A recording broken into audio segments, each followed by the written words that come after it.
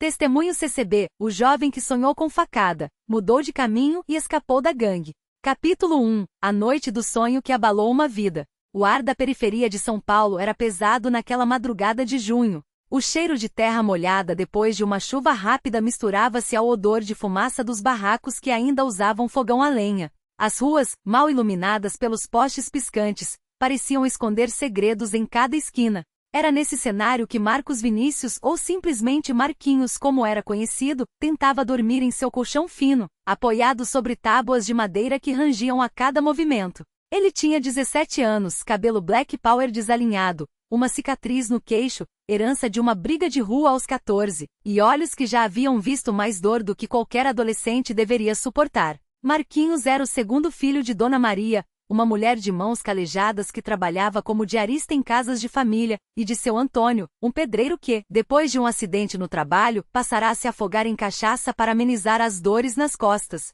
Naquela noite, o sono demorou a vir. Marquinhos revivia na mente os últimos dias, a pressão dos irmãos da família sombria, a gangue que dominava o bairro, para que ele participasse de um trabalho, um assalto a um mercadinho na rua seguinte. Ele já havia roubado antes, celulares, carteiras, uma vez até uma corrente de ouro que rendeu R$ 200. Mas dessa vez era diferente. Desta vez eles falavam em arma. Uma faca de serrilhado, daquelas que cortam carne como manteiga. Você tá com medo, Marquinhos? Tá ficando mole? A voz de Dengo, o líder da gangue, ainda ecoava em seus ouvidos. Dengo era magro, de olhares gelados, e tinha uma reputação de não perdoar traições. Marquinhos sabia que se recusasse, as consequências seriam piores do que um tiro. Foi então que entre o sono e a vigília, ele teve o sonho. O sonho que parecia real. Marquinhos se viu em um beco escuro, o mesmo onde a gangue costumava se encontrar. Mas dessa vez, não havia risadas nem planejamentos. Havia sangue. Muito sangue. Ele olhava para suas próprias mãos tremendo, enquanto seguria uma faca ensanguentada. Ao seu lado, um corpo caído no chão, um homem que ele não reconhecia, mas que usava uma camiseta do Fluminense, time que Marquinhos torcia desde criança. Você fez isso, Marquinhos. Agora não tem mais volta. Uma voz sussurrava em seu ouvido. Ele virou o rosto e viu Dengo, mas não era Dengo. Era algo pior. Os olhos do líder da gangue brilhavam como brasas e sua boca se movia, mas a voz que saía não era humana. Era um rosnado, um som gutural que fazia os ossos de Marquinhos vibrarem de terror. De repente a cena mudou. Agora ele estava correndo. Alguém o perseguia.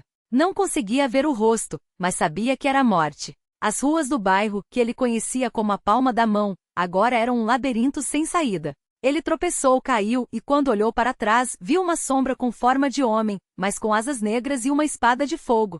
Seu tempo acabou. A voz ecoou. Marquinhos acordou gritando, suado, o coração batendo tão forte que parecia que ia explodir. A lâmpada fraca do quarto piscou, como se o próprio demônio estivesse brincando com a luz. Ele olhou para o relógio. 3h33. 13h33, o número da bestas. Pensou, lembrando das histórias que sua avó contava sobre sinais do mal. Capítulo 2. O convite que chegou na hora certa.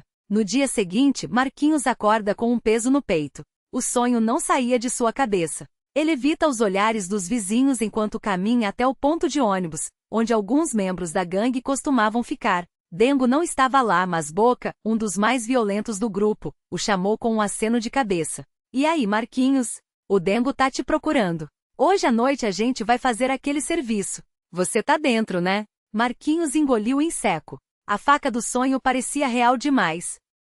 Tô doente, Boca. Acho que pego uma gripe forte. Não vou dar conta hoje. Boca franziu a testa, desconfiado. Doente? Desde quando o vagabundo fica doente? Se você tá de brincadeira, vai se fuder. O Dengo não gosta de moleque que desiste. Marquinhos sentiu o suor frio escorrendo pelas costas. Ele sabia que não poderia adiar para sempre.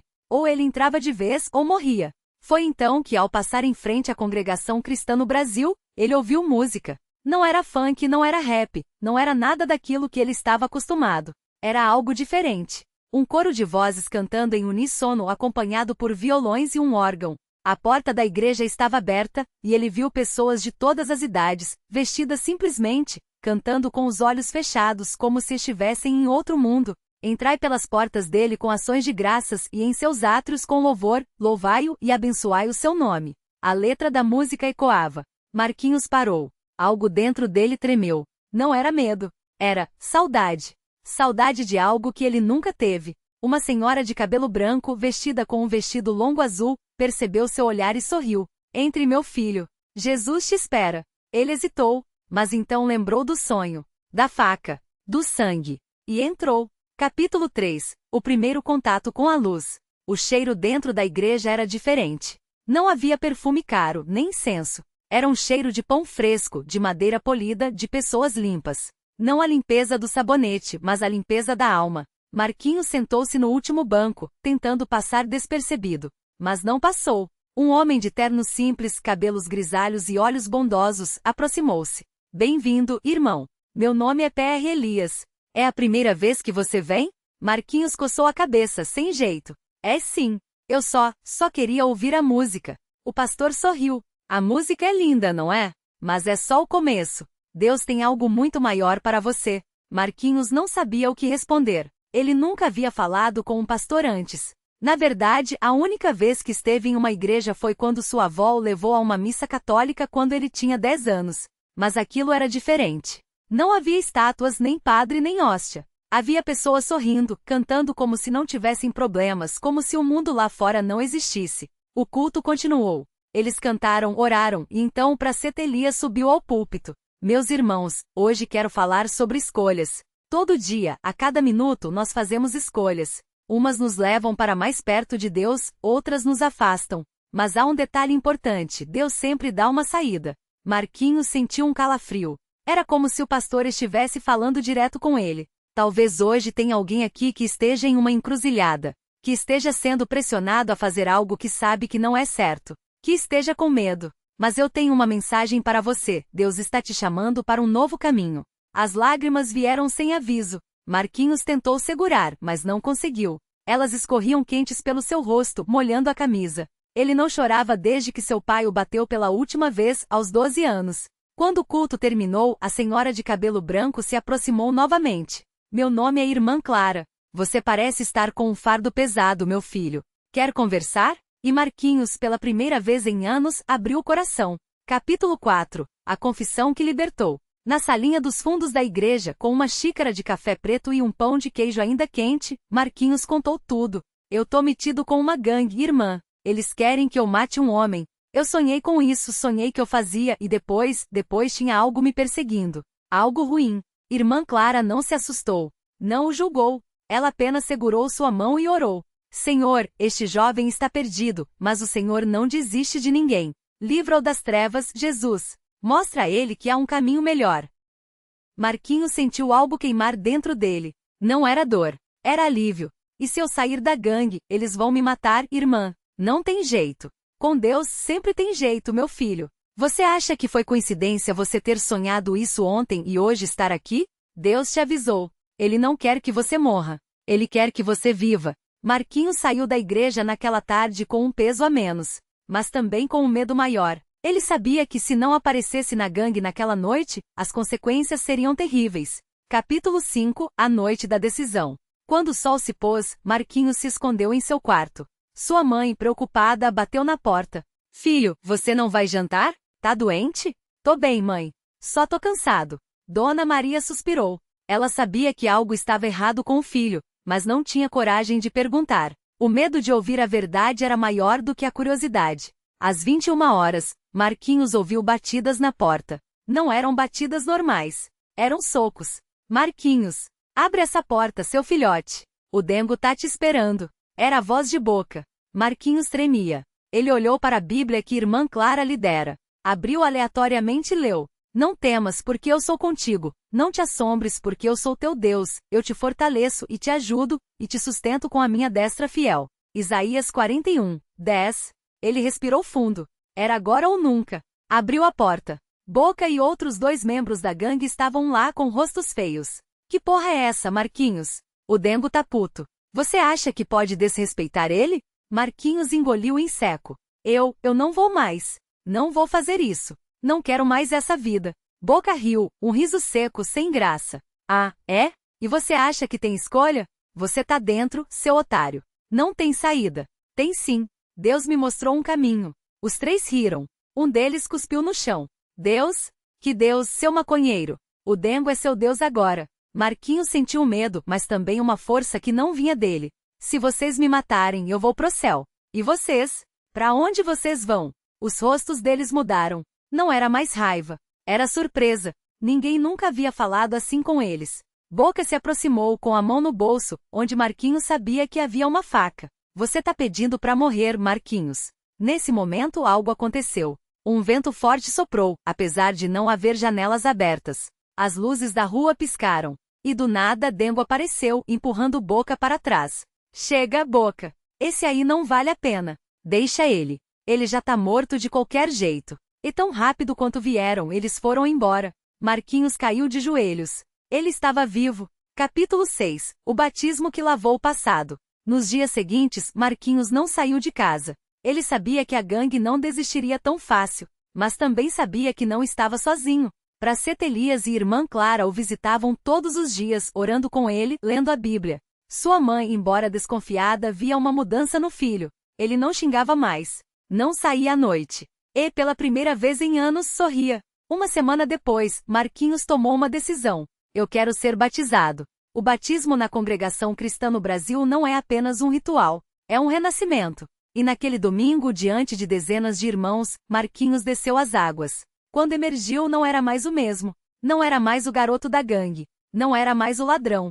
Não era mais o filho rebelde. Era um filho de Deus. Capítulo 7. A vida nova e os desafios. Mas a batalha não havia terminado. 2 meses depois do batismo, Marquinhos saía da igreja quando Dengo o abordou. Pensei que você tinha morrido, Marquinhos. Ou que tinha virado padre. Marquinhos não teve medo. Não desta vez. Não, Dengo. Eu nasci de novo. Dengo riu, mas seus olhos não tinham alegria. Você acha que isso aqui, ele apontou para a Bíblia na mão de Marquinhos, vai te salvar? O mundo não é assim, moleque. Não é a Bíblia que me salva. É Jesus. E ele já me salvou de você. Dengo ficou em silêncio por um momento. Então, com um sorriso frio. Tá bom. Mas lembra, a rua não perdoa. Um dia você vai voltar. E foi embora. Marquinhos sabia que não seria fácil. Que a tentação sempre estaria lá. Que o passado poderia bater à sua porta a qualquer momento. Mas agora ele tinha algo maior. Tinham irmãos em Cristo que oravam por ele. Tinha uma família na igreja que o apoiava. E acima de tudo, tinha Deus. Capítulo 8. O testemunho que salva outras vidas. Hoje, 5 anos depois, Marquinhos não é mais um jovem perdido. Ele é um obreiro na Congregação Cristã no Brasil. Casado com Ana, uma irmã que conheceu na igreja, pai de Lucas, um menino de 3 anos e estudante de teologia. Ele viaja por várias congregações contando seu testemunho. E sempre que fala, há jovens que choram, porque se veem em sua história. Eu já estive onde vocês estão. Eu já achei que não tinha saída. Mas Jesus me tirou das trevas. E ele pode fazer o mesmo por vocês. Em uma dessas reuniões, um jovem de 16 anos, membro de uma gangue rival à de Dengo, aproximou-se dele após o culto. Irmão, eu também sonhei. Sonhei que eu matava um homem. E agora eles estão me pressionando para fazer isso de verdade. O que eu faço? Marquinhos sorriu. Não era um sorriso de superioridade. Era um sorriso de quem entende. Vem comigo. Vamos orar. E assim, mais uma alma foi salva. Epílogo. A gangue que não venceu. Dengo ainda está por aí. Ainda comanda a família sombria. Ainda assombra as ruas do bairro. Mas Marquinhos não tem mais medo. Porque ele sabe que naquela noite, há 5 anos, não foi ele quem escolheu Deus. Foi Deus quem o escolheu. E quando Deus escolhe, nenhuma gangue, nenhuma faca, nenhum demônio pode vencer. Fim. Este testemunho é baseado em relatos reais de conversões na Congregação Cristã no Brasil, onde jovens são tirados das garras do crime através do poder de Deus. Se você está passando por uma situação semelhante, busque a Jesus. Ele tem um plano para a sua vida. Detalhes adicionais para enriquecer ainda mais a história. A família de Marquinhos, sua mãe, Dona Maria, depois de ver a transformação do filho, também se converte. Testemunho CCB, o jovem que sonhou com facada mudou de caminho e escapou da gangue. Continuação, a transformação que mudou uma família e uma comunidade. A noite que tudo mudou. Marquinhos ajoelhou-se ao lado do irmão José, as mãos trêmulas ainda guardando a memória do peso da faca no sonho. O salão da Congregação Cristã no Brasil estava silencioso naquela madrugada, iluminado apenas pela luz amarela das lâmpadas que pendiam do teto alto. O cheiro de madeira envernizada e das páginas das Bíblias abertas sobre os bancos misturava-se ao aroma do café recém-coado, trazido por alguma irmã que havia chegado cedo para a vigília. Senhor, Marquinhos começou, a voz quebrada. Não sabia direito o que dizer. As palavras que saíam eram simples, quase infantis, mas carregavam o peso de anos de medo, de noites em claro, de sangue nas mãos. Eu não quero mais isso. Eu não aguento mais, Deus. Me tira dessa vida, me mostra um caminho. José colocou a mão no ombro dele firme, como um pai que nunca teve. Pede perdão, Marquinhos. Pede por tudo. Ele está ouvindo. E Marquinhos chorou. Não foram lágrimas silenciosas, daquelas que os homens tentam esconder. Foram soluços abafados, aqueles que sacodem o corpo, que fazem a garganta doer. Ele se lembrou de cada rosto que havia machucado, de cada mãe que chorou por um filho perdido nas mãos da família sombria. Lembrou do dia em que Dengo lhe entregou a primeira faca, aos 13 anos, e disse: "Agora você é homem." Lembrou do orgulho doído que sentiu naquela época, achando que estava ganhando respeito, quando na verdade estava perdendo a alma. Quando terminou de orar, Marquinhos sentiu algo estranho, um vazio no peito. Não era tristeza. Era como se algo pesado tivesse sido arrancado de dentro dele. José sorriu, como se soubesse exatamente o que estava acontecendo. "Agora você é novo," disse, batendo no ombro dele. "Mas isso é só o começo. Amanhã a batalha começa de verdade." O primeiro dia como ex-bandido. Marquinhos acordou com o sol batendo no rosto. O colchão fino do quarto que dividia com 2 primos rangeu quando ele se sentou. Olhou para as mãos, as mesmas que já haviam segurado armas, que já haviam quebrado ossos. Agora, elas tremiam ao pensar no que viria. "E agora, Deus?" murmurou. Saiu de casa e caminhou até a padaria da esquina, onde o seu antenor, um velho conhecido do bairro, o cumprimentou com um aceno desconfiado. "Ué, Marquinhos, não vai pro ponto hoje?" perguntou enquanto empurrava um pão francês pela vitrine. Marquinhos engoliu em seco. O ponto era o local onde a gangue se reunia. Era lá que Dengo daria as ordens do dia, onde dividiriam o dinheiro das taxas cobradas dos comerciantes. "Não, seu antenor. Acabou," respondeu, tentando soar firme. O velho o olhou de cima a baixo, como se procurasse uma arma escondida debaixo da camisa. "Cuidado, menino. Esses cara não deixam ninguém sair assim, não," advertiu baixando a voz. "Já vi muito moleque tentar e acabar dentro de um saco plástico." Marquinhos sentiu um calafrio. Sabia que era verdade. Mas algo dentro dele, algo novo, não deixava que voltasse atrás. A reação da família sombria. Não demorou para que Dengo soubesse. As ruas têm ouvidos e no bairro todo mundo falava. Marquinhos estava saindo da igreja após o culto da noite quando ouviu o assobio agudo, aquele que a gangue usava para se identificar. Virou-se e viu 3 figuras encapuzadas encostadas no muro do beco. Um deles, o Rato, um dos mais cruéis do grupo, segurou um cigarro entre os dedos e soprou a fumaça em sua direção. "E aí, traidor? Achou que ia sair assim, sem pagar?" A voz era baixa, mas cheia de veneno. Marquinhos sentiu o suor frio escorrer pelas costas. Sabia que se corresse, seria caçado. Se lutasse, morreria. Então fez a única coisa que lhe veio à mente, orou. Não em voz alta, não de joelhos.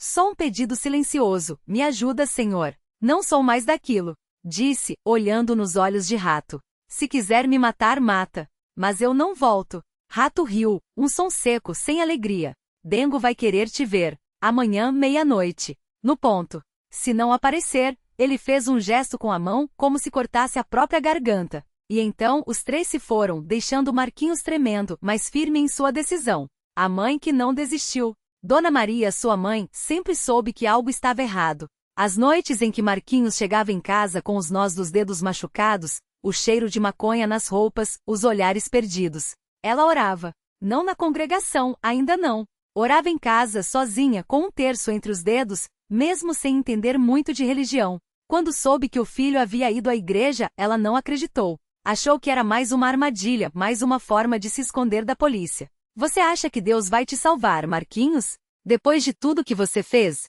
perguntou com as mãos na cintura, enquanto ele tentava explicar. "Não é Deus que vai me salvar, mãe. É que ele já me salvou", respondeu com uma calma que nem ele reconhecia. Dona Maria olhou para o filho como se o visse pela primeira vez. Os olhos dele não tinham mais aquele brilho frio, aquele olhar de quem está sempre pronto para a briga. Havia algo diferente. Algo que ela não conseguia nomear, mas que a fez sentar na cadeira da cozinha e chorar. "E agora? O que a gente faz?" Perguntou, enxugando as lágrimas com o avental. A gente vai na igreja. Hoje. Marquinhos sorriu. Você vai ver, mãe. Lá a gente encontra paz. E assim, no domingo seguinte, Dona Maria entrou pela primeira vez na congregação cristã no Brasil. Não sabia os hinos, não entendia direito as palavras do irmão que pregava, mas quando ouviu o coro cantar Lava-me, Senhor, e serei mais alvo que a neve, ela sentiu algo estalar dentro do peito. Naquela noite, ela também se ajoelhou. A primeira tentação. As semanas passaram, e Marquinhos se apegou à igreja como um náufrago a um pedaço de madeira. Aprendeu os hinos, começou a ajudar na limpeza do templo, fazia questão de chegar cedo para arrumar as cadeiras. Mas Dengo não havia esquecido. Uma tarde, enquanto Marquinhos voltava do trabalho, sim, ele havia arrumado um emprego como servente de pedreiro, graças à indicação de um irmão da igreja, um carro preto parou ao seu lado. A janela abaixou, e lá estava Dengo, com um sorriso que mais parecia uma ameaça. Sobe, Marquinhos.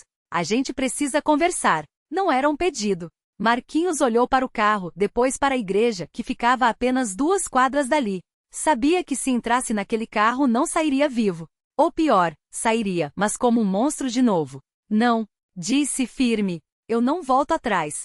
Dengo riu, um som que gelou o sangue de Marquinhos. Todo mundo volta. Sempre. Então, tirou uma arma do coldre e apontou para a perna de Marquinhos. Ou você entra agora ou eu te deixo aleijado aqui na calçada. Sua escolha. Marquinhos fechou os olhos. Não por medo, mas para se concentrar. E então fez algo que surpreendeu até a ele mesmo. Começou a cantar. Jesus, meu Salvador, em ti confio, Senhor. Dengo ficou paralisado. Não era um grito, não era uma provocação. Era uma canção tranquila, quase um sussurro. Mas havia uma força nela que o deixou desconcertado. Você tá louco, cara? Rosnou, mas a arma tremia em sua mão. Não, eu tô salvo. Marquinhos respondeu sem parar de cantar. Dengo amaldiçoou, guardou a arma e mandou o motorista acelerar. O carro saiu em disparada, deixando Marquinhos sozinho na calçada, com o coração batendo forte, mas a alma em paz. O batismo, o selo da nova vida. O dia do batismo de Marquinhos foi um dos mais emocionantes que a pequena congregação já havia vivido. O tanque batismal, cheio de água cristalina, refletia a luz que entrava pelas janelas altas.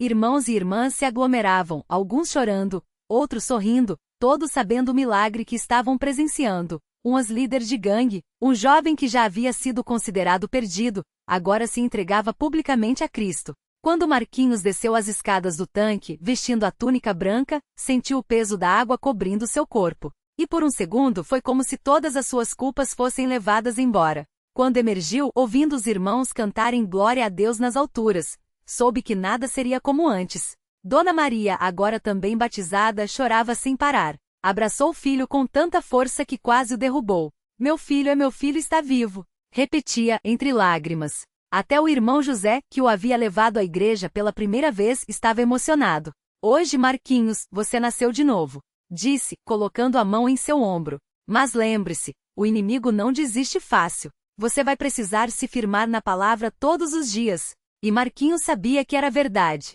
A gangue ataque, a noite do incêndio. 3 meses depois do batismo, a família Sombria decidiu dar o golpe final. Era uma madrugada de sábado quando Marquinhos acordou com o cheiro de fumaça. Saiu correndo do quarto e viu as chamas consumindo a porta da frente de sua casa. Alguém havia jogado um coquetel Molotov pela janela. Mãe, sai daí! Gritou, correndo para o quarto dela. Dona Maria já estava acordada, tossindo, os olhos arregalados de terror. É eles! É a gangue! Gritou. Marquinhos não pensou 2 vezes. Pegou a mãe pelo braço e a puxou para fora, justamente quando o fogo alcançou o sofá da sala. Os vizinhos já estavam nas ruas, alguns com baldes d'água, outros ligando para os bombeiros. Quando o fogo foi controlado, a casa estava destruída. Tudo que tinham, roupas, documentos, as poucas lembranças de família, havia virado cinzas. Mas Marquinhos não chorou. Em vez disso, ajoelhou-se no meio da rua, de mãos dadas com a mãe, e orou. Senhor, o Senhor permitiu isso. Mas o Senhor também vai nos dar força para reconstruir. E assim foi. Os irmãos da igreja não demoraram a chegar. Alguns trouxeram roupas, outros comida. O irmão José arrumou um lugar para eles ficarem temporariamente e em menos de uma semana, a congregação já estava organizando uma vaquinha para ajudar a reconstruir a casa. Isso é a obra de Deus, Marquinhos, disse uma irmã mais velha, enquanto lhe entregava um prato de comida. O inimigo quis te queimar, mas Deus está te refinando como ouro. O reencontro com Dengo, a última tentação. Um ano depois do incêndio, Marquinhos já era um jovem diferente. Trabalhava como auxiliar de mecânico, frequentava a igreja com assiduidade e até começava a dar pequenos testemunhos nas reuniões de jovens. Mas Dengo não havia desistido. Uma tarde, enquanto Marquinhos voltava do trabalho, foi interceptado por 2 homens encapuzados. Antes que pudesse reagir, foi jogado dentro de um carro e amordaçado. Quando tiraram o capuz, estava em um galpão abandonado, iluminado por uma lâmpada pendurada. E lá, sentado em uma cadeira, estava Dengo com um revólver sobre a mesa. Pensei que você fosse mais esperto, Marquinhos. Dengo disse, acendendo um cigarro. Mas todo mundo tem um preço. E o seu é a vida da sua mãe. Marquinhos sentiu o estômago revirar. O que você fez? Perguntou a voz trêmula. Dengo sorriu, um sorriso cruel. Nada ainda. Mas se você não voltar para a família sombria, a velha vai sumir. E você sabe como a gente faz as coisas sumirem por aqui. Marquinhos sentiu as pernas fraquejarem. Não era medo por si mesmo. Era o terror de perder a mãe, a única pessoa que sempre havia acreditado nele, mesmo quando ele não merecia. Por que você não desiste, Dengo? Perguntou, tentando ganhar tempo. Deixa eu seguir minha vida. Dengo riu, batendo a mão na mesa. Porque você é meu. Você nasceu para isso. E ninguém sai da família sombria vivo. Marquinhos fechou os olhos. Orar era sua única arma. Senhor, me dá força. Não deixe que eu caia. E então, algo inesperado aconteceu. De repente, ouviu-se o som de sirens. Dengo e seus homens se entreolharam, nervosos.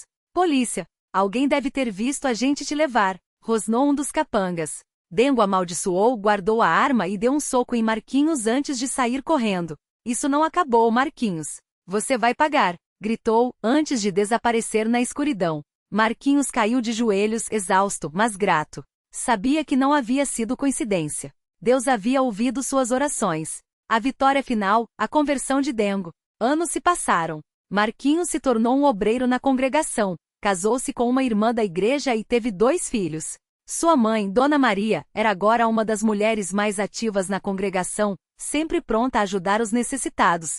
Mas Dengo ainda assombrava as ruas. Até que uma noite, enquanto Marquinhos fazia uma visita a um irmão doente, bateu à sua porta um homem encurvado, com olheiras profundas e um cheiro forte de álcool. Irmão, a voz era rouca, quase irreconhecível. Eu preciso de ajuda. Marquinhos olhou nos olhos daquele homem e reconheceu. Era Dengo. Entre, disse sem hesitar. Dengo entrou tremendo. Seu rosto mostrava os anos de violência, de drogas, de noite sem dormir. Eu não aguento mais, Marquinhos.